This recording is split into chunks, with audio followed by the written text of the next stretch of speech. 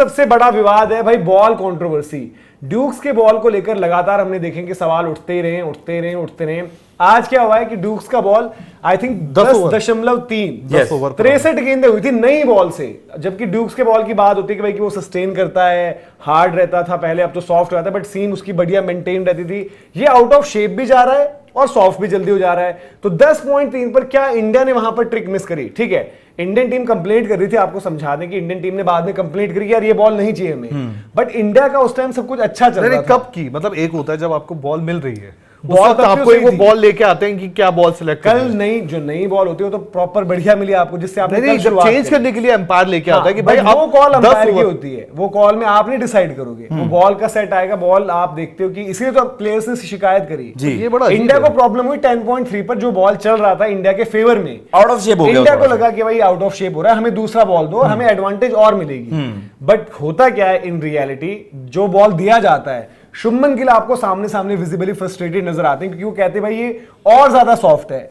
Commentators भी बात कर रहे थे और बॉल जो बैट पर लग भी रहा था, तो जो एक नए बॉल का फील होता है, यानी कि जो 10 ओवर 15 ओवर हुआ है, वो जो आपको टोंक की आवाज सुनाई देती है, वो कहीं ना कहीं हल्का जो जिस तरह की आवाज है धप जी, वो धप टाइप की आवाज हो गई थी रादर देन टक वाली। यस। तो उन्होंने बोला कि भाई ये बॉल कैसा दे दिया। अब सिराज भी वहां पर थोड़ा सा उलझे, मतलब चाहा उन्होंने बॉल दे दो, शुभमन गिल को अंपायर ने भेज दिया, बट उसके बाद भी आई थिंक वो जो बॉल मिला वो फिर से चेंज हो गया, जो तकरीबन 8 ओवरों में हुआ है। मेरा सवाल बस ये है, इंग्लैंड ट्रेडिशंस पर बहुत ज्यादा सवाल भी उठाता है। ये जनरली आपकी ये हैंड मैन्युफैक्चर्ड बॉल होता है, वैसे आपकी कोकाबोरा होती है, एसजी टेस्ट होती है, मशीन मैन्युफैक्चर्ड बॉल होता है। आप इसको बनाते हो भैया टिपिकल इंग्लिश कंडीशंस के लिए।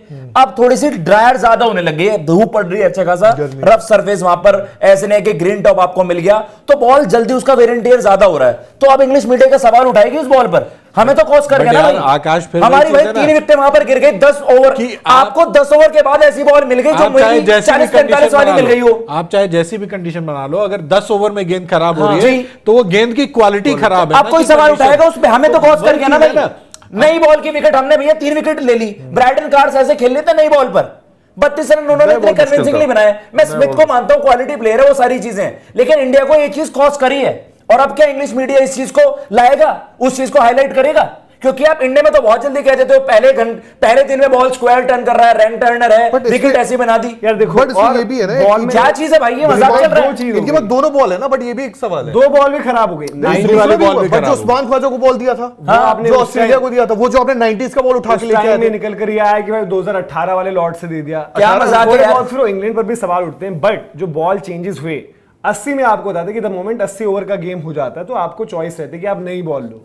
80 ओवर पर इंडिया ने नई बॉल ली थी कल, जिस पर इंडिया का अच्छा भी चल रहा था, विकेट भी ली। फिर 90.3 पर वो बॉल चेंज हुआ है फिर से, और 90.3 पर इंडिया को जो बॉल मिला वो सॉफ्ट मिला, यानी कि 10.3 ओवर्स पुराना बॉल जो आपका हार्ड होना चाहिए, बॉल में आपकी सीम बढ़िया होनी चाहिए। बॉल की सीम तो बढ़िया थी, लेकिन लेदर शायद टीम को सॉफ्ट लगा थोड़ा सा। लेकिन उससे कमाल की चीज क्या हुई कि जो 90.3 पर आपको मिला था वो फिर दोबारा चेंज हो जाता है, और 98.4 पर बॉल फिर से चेक हो जाता है, और वो बॉल भी आउट ऑफ शेप हो जाता है जी। जो आपने बॉल दिया 10.3 ओवर्स के बाद, वो बॉल भी थोड़ी देर बाद फिर दोबारा आउट ऑफ शेप हो गया।